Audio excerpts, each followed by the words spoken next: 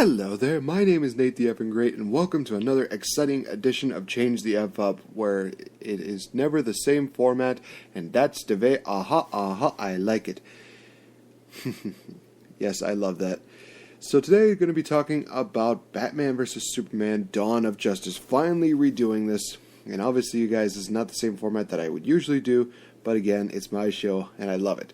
So, going to be talking about how I would have redone the whole Batman vs. Superman. What happens when these two superheroes finally get the chance to clash and butt heads. A lot of depressing deals and confusion, really, and not much understanding why they did this. In all honesty, it was just not as good as what I would have liked it to have seen. If you go on to Agent Cooper's site on YouTube and you look that up, you'll know that he actually has the same thing to say. And it's under a lot of criticism, and even though a lot of people will deny it, and they will say, well, they tried to fill in about 2 hours, so they just had to find a way to make it work, and blah, blah, blah. It's like, I don't know. So, obviously, I can do it better, and I am going to change it because I am an effing genius. No ding required. So, start off, we definitely do need to keep the origins of both of these superheroes, because a lot of people might not know exactly who Batman is and who Superman is, and they don't know exactly where they came from. So the best way to do this is to really focus on the origins for a little bit, and then evolve them to the present time, to where they don't really have that much in the way of interaction. I think that was the problem, was that there was too much interaction between these two. So definitely you'd want to change it so that way there's less interaction between the two of them, and it's kind of one of those things where it's like, hey, I respect you enough to know that I am not going to get involved in your business. But you do need to find a way so that they do get in each other's business. And that's where Lex Luthor comes in. And first of all, Lex Luthor would not be played by the one and only Jesse Eisenberg, because reason being, I don't see Jesse Eisenberg filling in the Lex Luthor role that well. I mean, I much rather would have a Patrick Stewart play, but maybe somebody else can have a better idea once I describe to them what I expect from Lex Luthor. So, while this is going on, both Batman and Superman, or you could say Clark Kent and Bruce Wayne, they are indeed interacting with Lex Luthor. Bruce Wayne is doing Lex Luthor with a business deal between Wayne Enterprises and Luthor's business, while Clark Kent is trying to figure out what is going on with Lex Luthor and what he hopes to accomplish. And the one thing that Lex Luthor wants, and that he really seems to just need out of life, is control. And that's what he really focuses on, and he gets into the head of Batman, Bruce Wayne, and Superman, Clark Kent. He explains that life is all about control, and if you have that control, you can lead people on the right path to purity. And he really uses the symbolism of a mouse in a maze, where they're of course going to go into random bumps, and they're going to make dead ends, but you lead them on the right path, they're going to reach that final goal, being the cheese, or being purity. So that is what he really wants out of life. So that is why he is working with Bruce Wayne, because he believes that with him and Wayne together, they can lead each other to the next generation. That's kind of where that goes. But he also hints at both of them that, yes, he doesn't really know that either one of them are either Batman or Superman, but he does kind of hint at them because they're very highly favored with both of these superheroes. For Bruce Wayne, it's like, he believes that Batman is going to leave a mark on on Gotham, that he is going to make sure that justice always prevails. When it comes to Clark Kent, he believes that Superman is going to lead everybody out of, dark, is going to lead the city out of darkness, even if it comes in the form of a dark night. So they kind of do that, And now Lex Luthor realizes that he's not going to be able to get the control that he wants because these two superheroes are, of course, going to get in the way. Now, here's what he wants to do. He wants these two to clash, but he knows that it's not going to be one of those easy things where it's like, like a tweet or a Facebook post or something like that, obviously. So what he tries to do instead is he puts up two different scenarios on the opposite ends of cities. One is where a bank heist is going on, and the other is with a rescue. And who is going to be rescued? Let's say Lois Lane. So Superman is, of course, going to save Lois Lane, while Batman is going to take care of the whole bank heist situation. So Superman saves Lois Lane, and then he finds out about the whole bank heist, but it's too late because everybody's already gone. Batman already took care of it, apparently. And there's actually surveillance footage of Batman beating up. What Batman had was he was beating up a lot of these thugs that were robbing the banks. However, you can tell that this footage has been edited, so it looks like he's beating up civilians or employees of the company there. And it actually ends with him taking a stick with a hot end and branding one of the victims, quote unquote.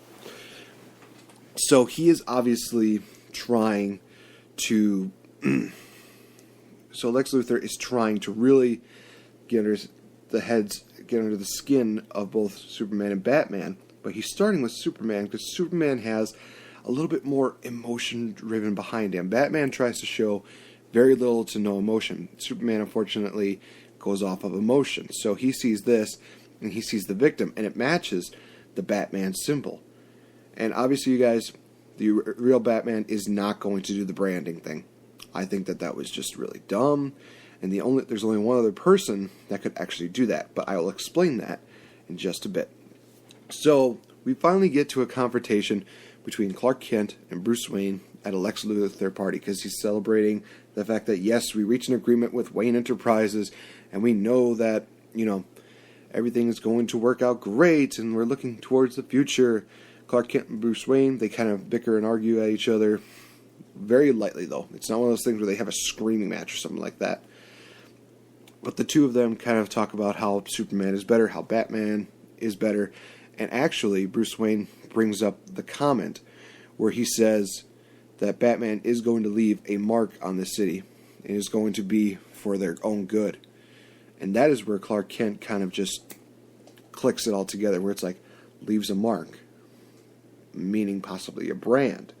So, he connects the fact that Batman was, in fact, behind all of that whole deal there. So, later on, we get into a deal where Batman is in his Batmobile. He's just driving around looking to make sure everything's fine.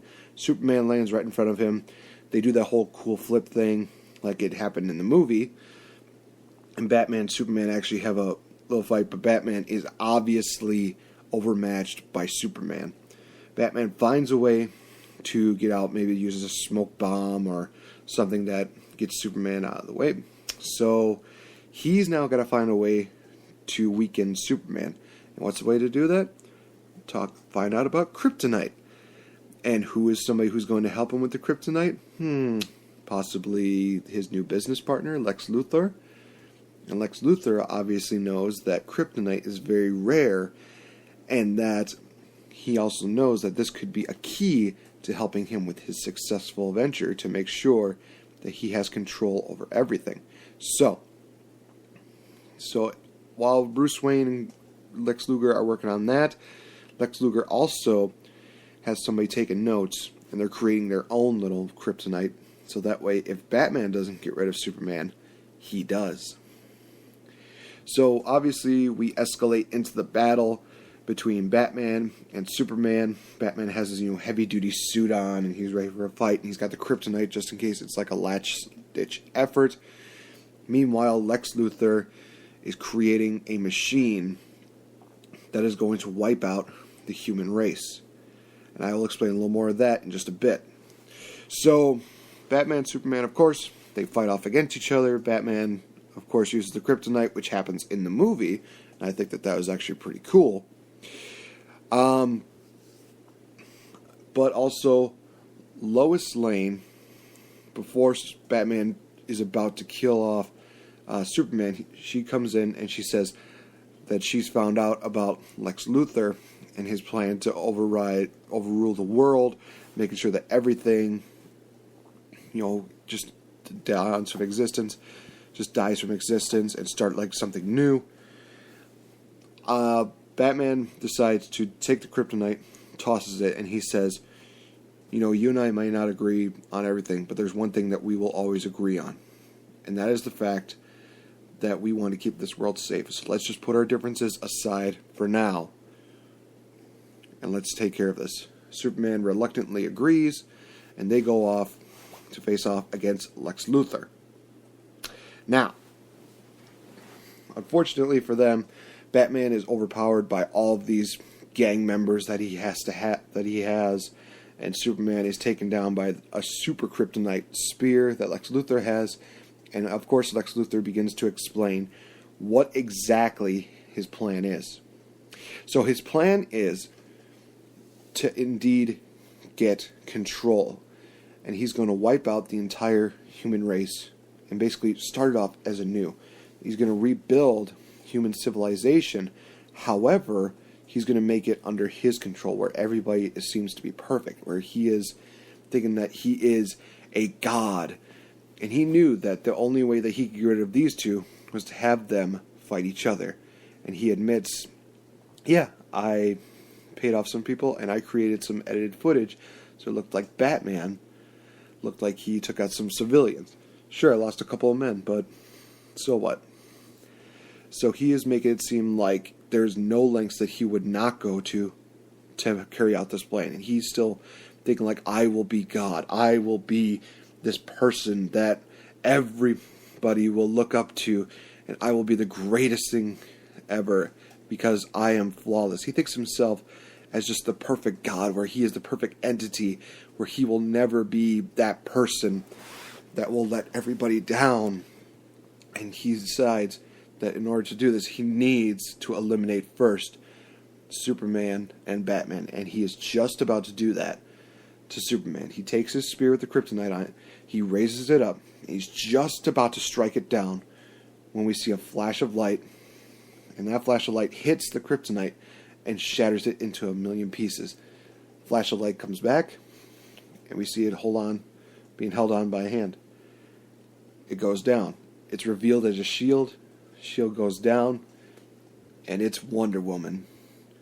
So Wonder Woman is there to help, and she has actually secretly been watching Lex Luthor's not only affairs, but also watching the whole deal going on between Clark Kent and Bruce Wayne, because she knows who they really are. And of course there's that little moment where the two of them can probably say, isn't she with you? Well, I thought she was with you. So we do in fact get the Wonder Woman cameo. She helps Batman get free, and they all beat up the army that Lex Luthor created. Superman gets to Lex Luthor. They have a battle. It seems like Superman is just about to finish him off, but Batman stops him, and he says, don't. And Superman says, why should I let him survive? If I let him live, he is going to just ensure that his plan carries out. But Batman says, if you kill him, you're going to be no better than he is. We are here to save the world, and we are here to protect everyone. If we destroy every single villain that we had, we'd be no better than they are. And he can even do the cameo. It's that he can even do the little quote from Dark Knight where he says, you either die a hero, or you live long enough to see yourself become the villain. And if you do what he would do, all you're going to do is you're going to prove that you're just better than him, but you're also just as evil as him. Basically showing that if he does this, he is going to just be walking in Lex Luthor's footsteps. Superman slowly, reluctantly agrees, and they send Lex Luthor away to a asylum where he could be evaluated, but it's also a very high protected asylum. And obviously right here, Superman doesn't die, because honestly, while it did create an emotional moment, I think that it just did not really make sense just to kill Superman off right away. I think that, you keep them all